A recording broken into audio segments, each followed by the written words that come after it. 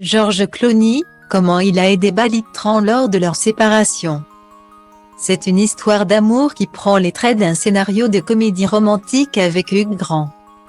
En 1996, Céline Bertrand, alors jeune étudiante de 23 ans, travaille dans un restaurant parisien afin de boucler ses fins de mois.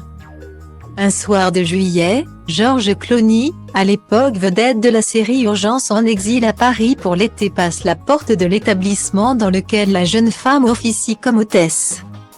C'est presque le coup de foudre immédiat lorsque la jeune femme aperçoit la vedette de cinéma dont elle ignore l'identité. Quand je l'ai vu, j'ai complètement craqué. Il m'a souri, je lui ai souri. On s'est vu et on ne pouvait plus se quitter des yeux, se souvient-elle auprès du magazine Paris Match. Aussi, l'étudiante est prise de ce bel acteur de 12 ans. Son aîné change de vie et quitte Paris pour Los Angeles.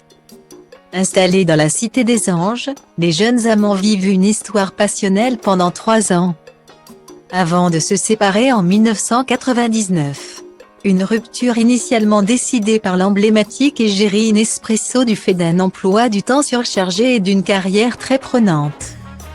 J'ai quitté Céline parce que j'avais de plus en plus de travail, elle n'a pas tenu le coup.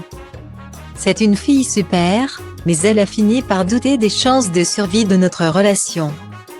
Déclarait celui qui est désormais marié à Amal Clooney dans les colonnes du magazine Esquire.